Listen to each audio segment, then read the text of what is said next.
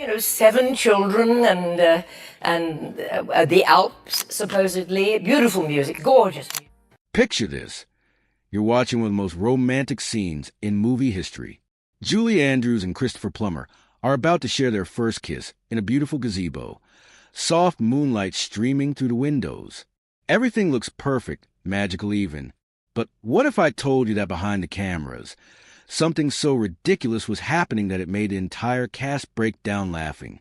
Something so embarrassing that the studio banned everyone from talking about it for 30 years? Welcome back to my channel, where we dig deep into Hollywood's best-kept secrets.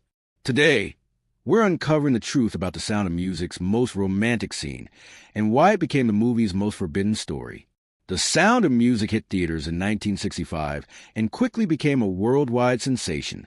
It knocked Gone with the Wind off its throne as the highest-grossing film of all time. Nearly 1 in 12 people alive back then saw this movie.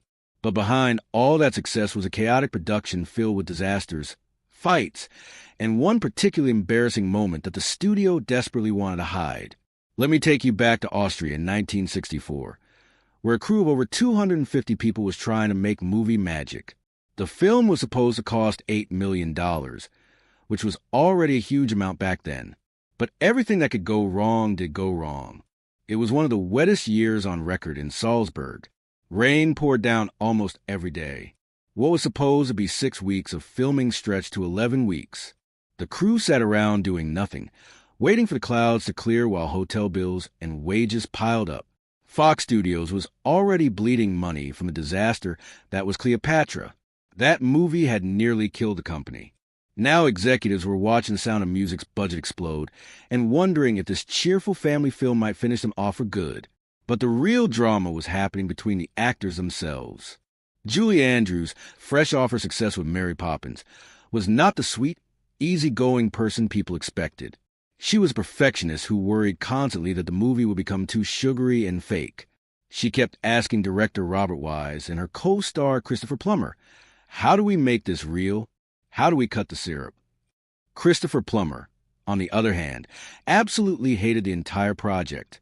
He called it The Sound of Mucus and thought the whole thing was beneath him as a serious actor. He had only agreed to do the movie after demanding changes to his character. Even then, he spent most of the filming drinking heavily. He later admitted he was completely drunk during some of the most emotional scenes, including the music festival where Captain Von Trapp sings with tears in his eyes. The children weren't having an easy time either.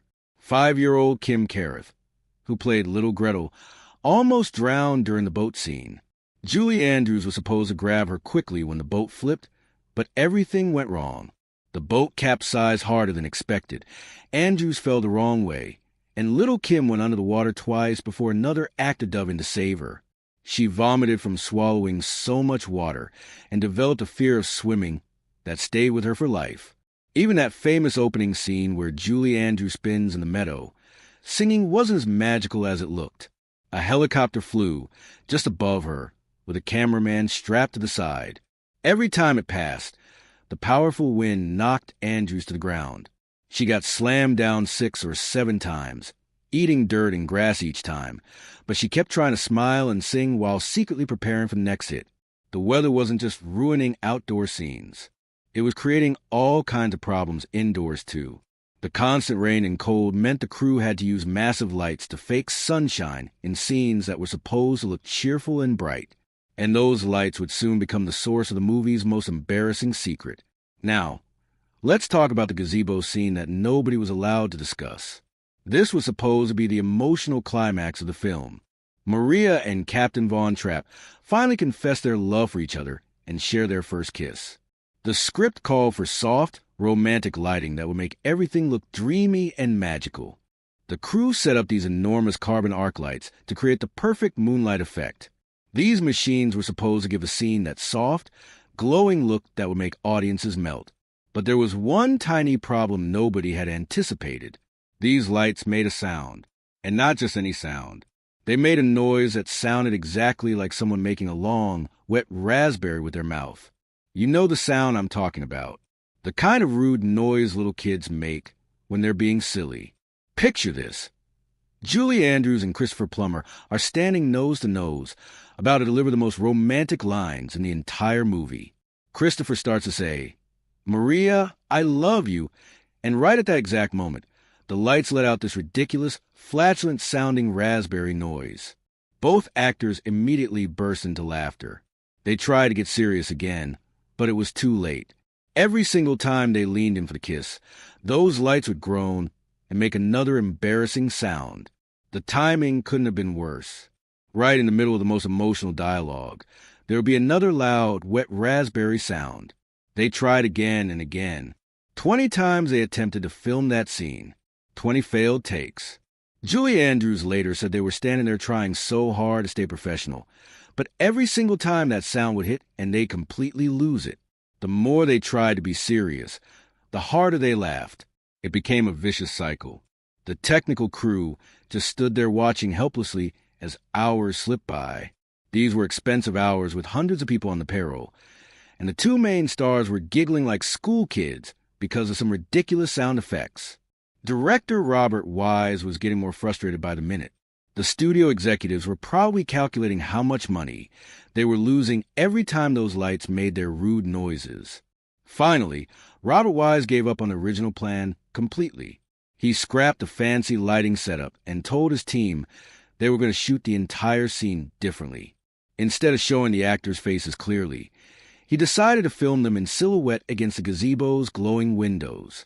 This way, the audience wouldn't be able to see if the actors were struggling not to laugh, and more importantly, they could turn off those noisy lights. What started as a complete disaster ended up creating one of the most beautiful and iconic romantic scenes in movie history. The silhouette approach made everything look mysterious and dreamy. The soft glow from the windows created exactly the romantic mood they were trying to achieve. Most viewers think that artistic choice was planned from the beginning. Nobody suspected it was born out of pure chaos and embarrassment. But here's where the story gets really interesting. 20th Century Fox was absolutely determined that nobody would ever find out about those raspberry sounds. The studio clamped down hard on everyone involved. Actors, crew members, directors, everyone was told the same thing. Never mention the failed takes, the laughter, or those ridiculous noises from the lights. Everything had to stay magical and perfect in the public's mind. The studio controlled every interview and behind-the-scenes story. When reporters asked about the filming process, they got carefully scripted answers about the beauty of Austria and the joy of working with such talented people. Nobody was allowed to talk about the real chaos, the constant rain, the budget problems, or especially those embarrassing light sounds. For 30 years, fans believed that romantic gazebo scene had been filmed perfectly on the first try. They thought Julie Andrews and Christopher Plummer had just naturally created that magical moment together. The truth about the raspberry light stayed locked away like a state secret. Christopher Plummer, who already hated the movie, was particularly good at keeping quiet about this embarrassing incident. Even though he spent years openly mocking the film and calling it the sound of mucus, he never breathed a word about what really happened in that gazebo. His hatred for the project actually helped keep the secret safe because nobody expected him to protect the movie's reputation. The truth finally started coming out much later, when Julie Andrews began appearing on talk shows and feeling more comfortable sharing behind-the-scenes stories. She was the one who first revealed the raspberry light disaster to the public. During one television interview, she described standing nose-to-nose with Christopher Plummer, tried to be romantic, while these awful sound effects kept ruining every take. Once Julie opened that door, other people involved in production started sharing their own memories of that chaotic day. The story of the raspberry lights became one of those Hollywood legends that makes you realize even the most perfect-looking movies are created by real people dealing with ridiculous problems. But the gazebo scene wasn't the only secret The Sound of Music was hiding. The entire production was filled with moments that would have shocked audiences if they had known about them at the time. Remember that touching scene where Captain Von Trapp sings Edelweiss with tears in his eyes during the music festival? Christopher Plummer later admitted he was completely drunk while filming it. He called himself a pampered, arrogant young bastard and said he'd been drinking heavily throughout much of the production. Yet somehow, his drunken performance became one of the most emotional moments in the entire film. And here's another secret that might surprise you. When Captain Von Trapp sings, you're often not hearing Christopher Plummer's voice at all. A professional singer named Bill Lee provided many of the longer vocal notes. Plummer was annoyed by this decision because he felt it stripped away part of his performance. But the dubbing was done so well that most people still think they're hearing Plummer sing. Even the children faced serious challenges that audiences never knew about. The weather was so terrible that it was the worst spring Salzburg had seen in 50 years. The constant delays meant some of the child actors started growing during the long filming process. One lost all her baby teeth and had to wear fake ones. Nicholas Hammond, who played Friedrich, shot up from 5 feet 3 inches to nearly 6 feet tall. He had to go barefoot in some scenes to match the height of his co-stars. The hair and makeup disasters were equally dramatic. Daniel Truitt, who played Rolf, had his hair bleached so aggressively that it never grew back the same way. He was only 20 years old, but the damage was permanent. His hair thinned out and never returned to normal. Fans would meet him years later and wonder why his hair was dark when they remembered him as blonde. Julie Andrews had her own hair nightmare. The producers thought the back of her head looked too dark on camera, so they sent her for highlights. Something went terribly wrong, and she ended up with bright orange hair. The team panicked and had to chop her hair even shorter and dye it blonde to cover up the disaster. What makes all these behind-the-scenes disasters even more remarkable is how completely they were hidden from the public. The Sound of Music became a cultural phenomenon that sold 283 million tickets worldwide. People who didn't even speak English were singing along to the songs. It won 5 Academy Awards and convinced critics that musicals could be serious art, not just entertainment. But the most tragic part of the Sound of Music story might be how little Julie Andrews earned from its massive success. She was paid $225,000 up front with no royalties and no percentage of the box office profits. The film went on to earn over $286 million globally, and she didn't see a single additional dollar beyond that original check. Meanwhile, Mary Martin had earned over $8 million from the Broadway version. Fox Studios had been desperate after the Cleopatra disaster nearly killed the company, so they kept costs as low as possible. Julie Andrews' salary now stands as one of Hollywood's biggest miscalculations. The biggest star of their most successful film was a person they underpaid the most. The story gets even sadder when you learn about Maria von Trapp herself. The real Maria had sold her life story rights to German producers in the 1950s for just $9,000, not realizing she was giving up all control over future versions. When Hollywood bought those rights and made their movie, Maria was completely left out of the process. She made no money from the American version. They didn't ask for her input, and she wasn't even invited to the 1965 film premiere. When she asked about attending, they told her there were no seats left.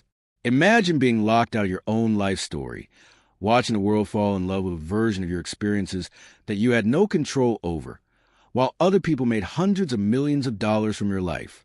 The real story behind The Sound of Music is so much more complex and interesting than the perfect fairy tale that appeared on screen. Between the raspberry lights, the drunken performances, the hair disasters, the near-drowning incidents, and the constant rain, it's amazing they managed to create any movie at all, let alone one of the most beloved films in history. That romantic gazebo scene that nobody was allowed to talk about for 30 years perfectly represents everything about this production. What looked effortless and magical on screen was actually born from chaos, embarrassment, and the determination of professionals who refused to give up even when everything was going wrong. The next time you watch The Sound of Music, remember that behind every perfect moment was a group of people dealing with ridiculous problems and finding creative ways to solve them. Those raspberry sounds that made Julie Andrews and Christopher Plummer laugh until they cried became the reason we got one of cinema's most beautiful romantic scenes. Hollywood has always been built on secrets, but some secrets are worth sharing. The story of those embarrassing lights reminds us that movie magic isn't about everything going perfectly. It's about talented people finding ways to create something beautiful even when everything is falling apart around them. If you enjoyed learning about the hidden truth behind The Sound of Music's most forbidden scene, make sure to give this video a thumbs up and hit that subscribe button for more behind-the-scenes Hollywood secrets. Share this video with anyone who loves classic movies or thinks they know everything about The Sound of Music. Trust me, they'll be as shocked as you were to learn about those raspberry lights. And let me know in the comments what classic movie you'd like me to investigate next. There are so many more secrets hiding behind our favorite films, and I can't wait to uncover them with you.